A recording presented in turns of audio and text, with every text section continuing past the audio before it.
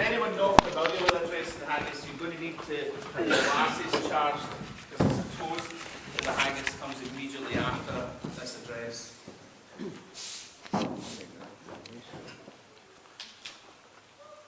Fair for your honest sonsy face, great chieftain o' the puddin' race, aboon the ma ye tat your place, page, tried or firm, well are ye worthy o' a grace, as lands not here.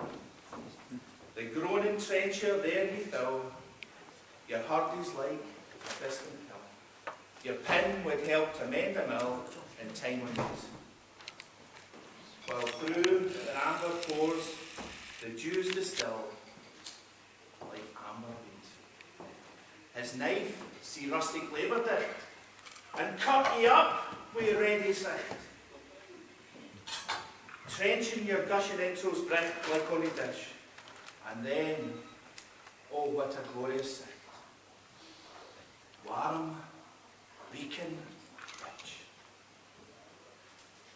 Then horn for horn, they stretch and strive, deal tack the hindmost on they drive, till all their well-swill kites believe, and bent like drums. The all good man makes like to leave, they thank it hums. Is there the hour his French ragout, or all the o that would stour sue, or fricassee wad mak her stew with perfect scunner, looks down, we sneer and scorn for you, and sit a dinner. Cordell, see him on his trash, speckles as the withered rash, his spindle shank a gidwit lash, his knee knit a knee, through bloody flood and field to dash, oh how unfit. But mark the rustic haggis fed, the trembling earth resounds his tread. Clap in his wally leave a blade and mak it whistle, and arms and legs and hands go sned like taps. Ye powers, what make mankind your care, and dish them out a bill of fare. All Scotland lacks nae skinking wear that jibs and lungs. But if ye wish her grateful there, ye have a haggis. Ladies and gentlemen, raise your glasses to the haggis. The haggis.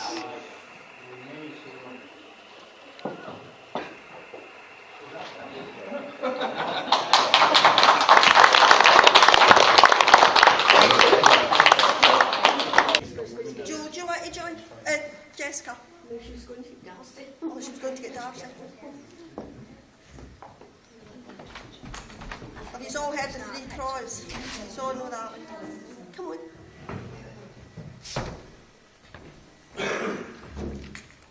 Is Paige here?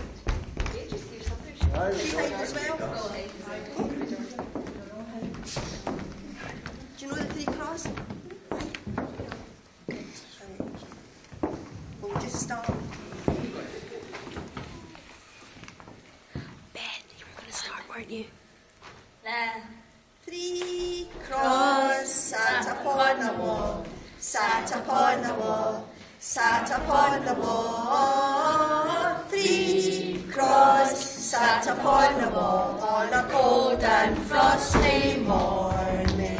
The first crow couldn't flee at all, couldn't flee at all, couldn't flee at all. The first crow couldn't flee at all on a cold and frosty morning. The second crow was greeting for his maw, greeting for his maw, greeting for his maw. The second crow was greeting for his maw on a cold and frosty morning. The third crow fell and broke his jaw, fell and broke his jaw, fell and broke his jaw. The third crow fell and broke his jaw on a cold and frosty morning. The fourth crow wasn't there at all, wasn't there at all, wasn't there at all. The fourth crow wasted there at all on a cold and frosty morning.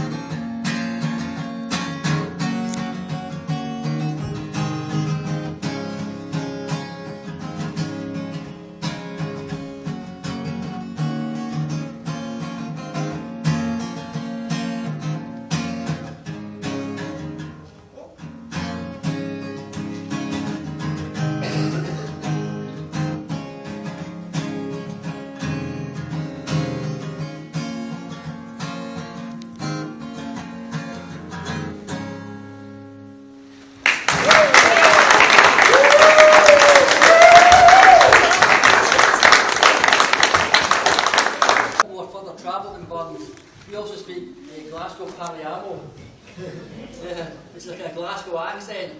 And I wonder if Burns would, when he was here today, would understand what we were saying. Sure did a great ode to the haggis. Did anyone understand it? apart from the intros. That's somebody. But he might not understand some of our words. He would come today and he would say, who's these people called Ken? Do you ken this and do you ken that?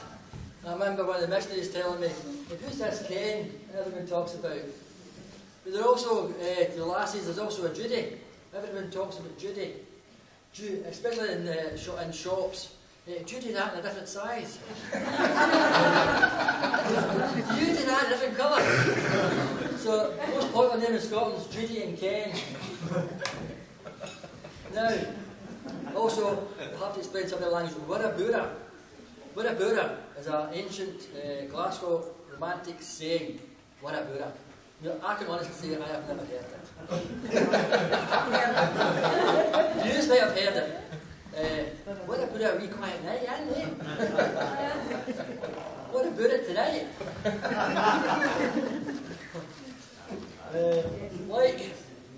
Like Bura, another Glasgow slang is here's who tea. Now I do hear this one. It's like a nightingale saying, here's who tea. Here, that's what they say. Here's who tea. Here's who to use a washing machine. Here's who to use a vacuum cleaner. Here's who to wash dishes. A good example is me. Where's the matter?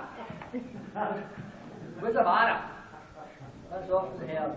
A term of endearment or asking affection for you. What's the matter with you?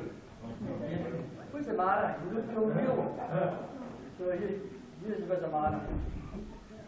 Joanna is another word. You go to watch, mistranslate this word Joanna. And if the girls say to you, Joanna, go to the pictures. That's not what she means, Joanna, go to the pictures. She says, Anna, go to the pictures. Also, you know, you go to church, one of the lost prophets. You hear about, is that Noah? Have you heard of that lost prophet? You hear it in the lessons all the time. Is that Noah a good lesson? Is that Noah a good story? Or a good service? Is that Noah a good service? No. So that's probably a different language we're speaking today as we did in 1769. Robert Burns, born on the 25th of January 1759, just 2 years after his parents' marriage, was influenced greatly by two women growing up, his mother and her cousin Betty Davidson, who, with their many stories and the local countryside and its folklore, instilled in him a love of his Scottish heritage, pride in his humble beginnings and the seed of his poetic future. Robert's mum and dad sacrificed to have him and his brother Gilbert educated in English by a private tutor named John Burger, as Evan has already said, and so Robert easily wrote in both languages, English and Scotch. Just like I can speak in two languages, Glasgow, Pariano, and English. Burns never attended church on a regular basis, which is probably why he did not exactly obey the commandments. That's to say that he did not keep the law of chastity. I wonder if he'd known about our church, if he'd perhaps been in a different incline. They had 12 children in all, and they would have taken up 2 pews in our church.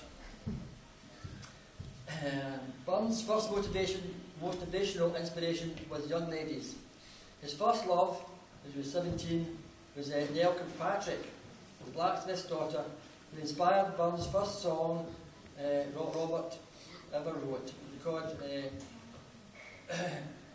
my handsome Nell, oh, once I had a bonny lass, and I love her still, and whilst the virtue warms my breast, I love my handsome Nell. She dressed icy clean and neat, saith decent and genteel, and there's something in her gait, here's only dress look weel. It's a bit like my wife. Does she look good? in a nice dress. Very touching and very romantic are these words which he wrote for Jean Armour, that was his wife. Oh, the airs the wind can blow, I dearly love the west, for there the bonny lassies live, the lassies I love best. Their wild woods grow and rivers roll, and many a hill between, but day and night my fancy's flight is air is my dream. Women are a prime inspiration to Robert Burns and brought out the romantic in him. I think the most beautiful poem and song ever written about the love between a man and woman is the poem The Red, Red Rose, which Connie sung so lovely for us. Robert Burns, just to finish, Robert Burns' mother, Agnes Brown from Coswold, married to William Burns just 12 years after the 1745 Jacobite rebellion against the crown. That shows how far back it was.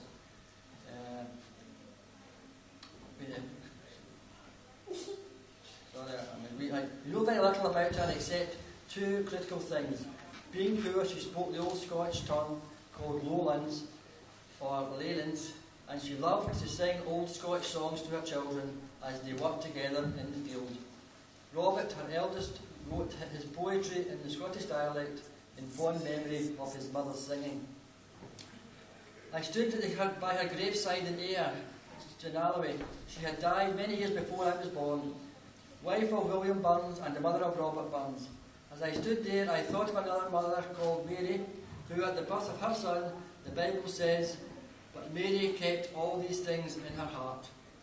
As I stood there, I wondered what thoughts of her son did Agnes Burns keep in her heart. A mother's heart should never be broken. It's the most precious gift a person is given while on earth. As I stood by the grave of Agnes Burns that day, I think of her in her heart she kept the thought, for all whatsoever my son is, I'm proud of him. I'm sure she was proud of her son, Robert Burns, whose name is in honour all over the world. I'd like to, the gentleman can put up a toast, just toast to the lassies. To the lassies.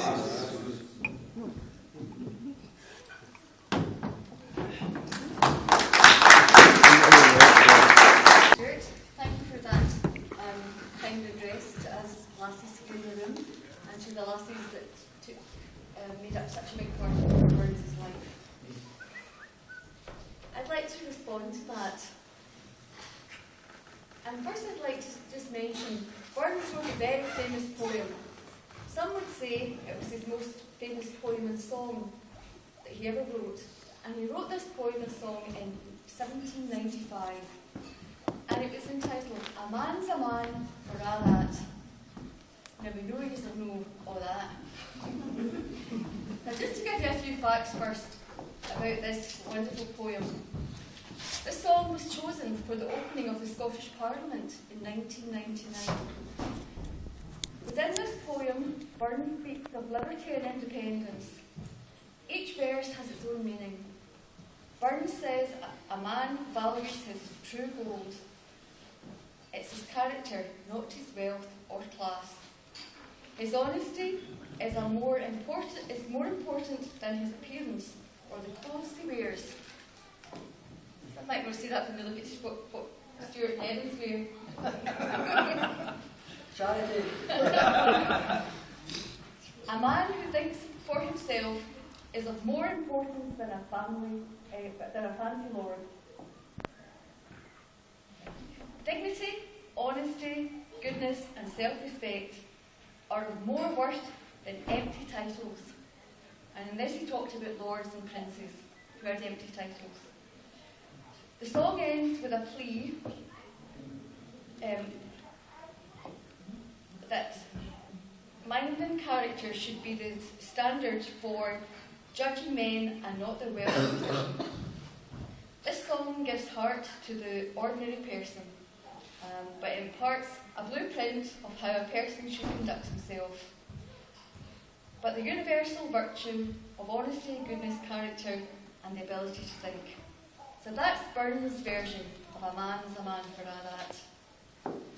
But I'd just like to share you my version, and I'm sure many of the women here will agree with this version. It's a man's a man and all that. A woman's a woman, a cleaner, cook, a mother, wife. A job as well for a' that.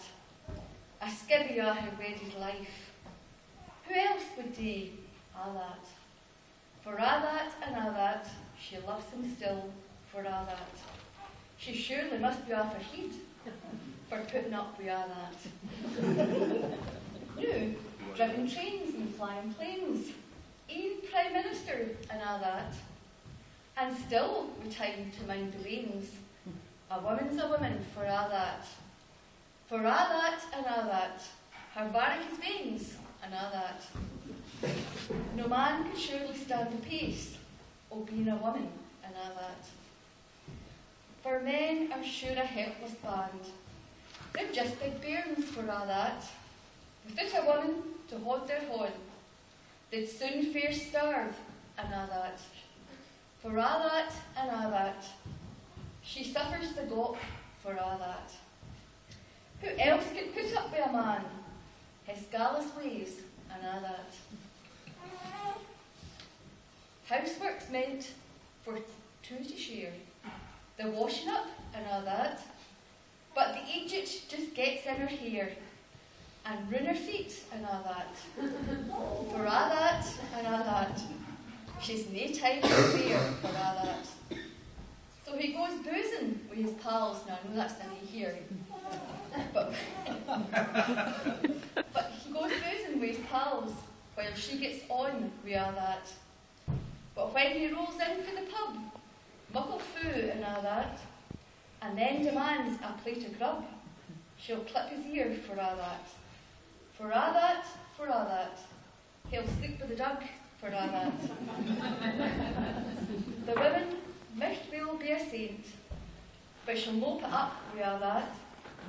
She suffers, and her finger wags, her sharpened tongue and all that, and just ignores the way she nags. God knows she's worth all that. For all that and all that, her screeching nark and all that. A woman fair of face and heart should treasure be for all that. I'd just like to let you know, boys, that we do appreciate you. It's not just everything that we've said there. We do love you very much, the laddies, and I'd like you to join me in a toast to the laddies. To the laddies, to the laddies.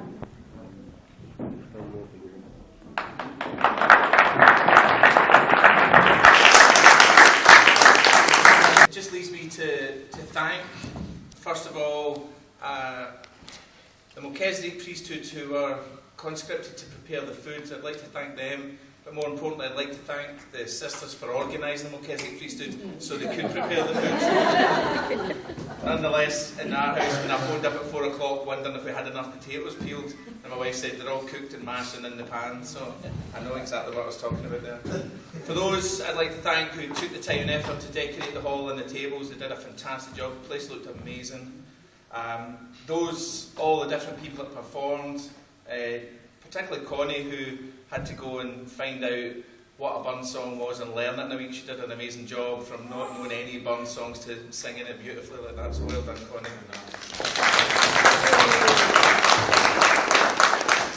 I'd like to especially thank the McLennan family. They're kind of like the Cook and Von Trapp family in there. All in numbers and all rushing about the place. You couldn't get in the kitchen for the heat that was coming off them, and I think they'll go home and they'll be all irradiated from the amount of microwave ovens that are going on in there. They'll be going like ready break kids when they get home tonight. The young men for taking the time to serve us so wonderfully tonight, assisted by the elders, and everyone else who knows me. Oh no, that's a different thing, isn't it? That's for Radio 2 listeners. That's us, folks. Thank you so much for coming.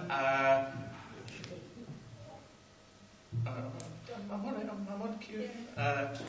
Appreciate you coming. Hope you had a good night. Tell people about it and leave some money on the way out. And we'll just finish now. I've invited Bishop Drew just to close with a closing prayer. Thank you so much.